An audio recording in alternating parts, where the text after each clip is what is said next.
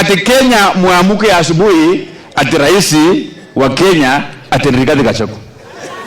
Hiyo inawezekana kweli? Mtu ambaye ni mkabila hawezi ongea kitu bila kusema mlima. Na anasahau kama kuna mtu mjinga Kenya hii ni yule Rigathi Gachagua. Anaongelea Wakikuyu na anasahau hii Kenya Mkikuyu ako kila soko. Hata Misigo Mkikuyu wako, Kimilili Mkikuyu wako. Huyo mtu ni mjinga na ni mkumbavu ya hali ya juu. Ama namna gani?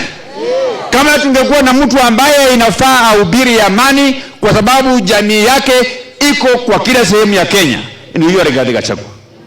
Kwa hivyo mimi niko tayari nikitafuta kiti yangu ya gavana ya Bungoma. Mimi nitapiga magoti chini niombe Mwenyezi Mungu. Kama Rigathi Gachagua anataka kuwa rais wa nchi ya Kenya, mimi nitaomba Mungu barabara ya Rigathi Gachagua ikuwe nyeusi na ikuwe telezi, hii kiti ya rais aionee view sasa.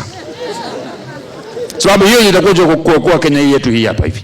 Sababu lazima tu apportion responsibility. Nani ameshindwa na kazi yake na nani ambaye amefanya kazi yake vizuri. Mimi wakati nimekuwa mjumbe ya Kimilili hapa, kulikuwa na wakati ambayo watu walikuwa wanafanya maandamano hapa wa kuvaa masufuria.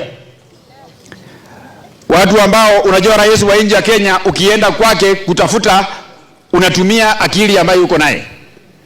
Ukienda mtafute mwambie akupatie shilingi 1500 atakupatia na uende. Ukitaka tu kae na yeye tu upige picha na yeye ufurahie, atakaa tu hapo mpige picha na yeye uende. Mimi nimeenda kwa rais, nikaambia Rais William Ruto, watu yangu ya Kimilili, wale ya Mount Elgon, wale wa Tongaren, wale wa Webuye East hapa, wanatoka hapa ati kutafuta huduma ya serikali, ati wanaenda Huduma Center ati huko Bungoma.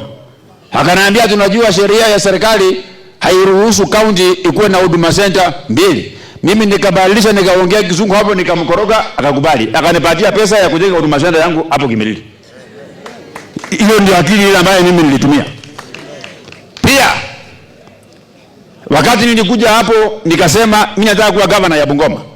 Nikasema ile chuo yangu ya Matili ipandishwe ngazi ikuwe National Polytechnic. Alafu kidogo vile bibi ya mzee Dominic Wetangula alikufa huko chini, hiyo maneno ikaharibika, wakapatia kisiwa Kimilili Matili ikakwama. Tena mimi nikapiga miguu kwenda kwa Rais William Ruto. Nikamwambia Rais William Ruto, sasa ile mpango yangu ya Matili ilikwama, nataka unisaidie ikuwe National Polytechnic. Akapigia waziri wake, waziri akamwambia ati policy ya serikali haiwezi kukubali ati kaunti moja ikuwe na 3 National Polytechnic. Tena nikabadilisha pale lugha, nikakunja sura, nikamkoroga na Kizungu hapo, akakubali. Sasa Matili pia inakuja kuwa National Polytechnic. Nikutumia akili bwana, nikutumia akili. Let me tell you, hata yule mtu ambaye umependa akuwe rais, na wewe yule ambaye unawakilisha wananchi ukuwe mtu mjinga ya akili, mtaumia kuanzia asubuhi mpaka jioni. Si kweli?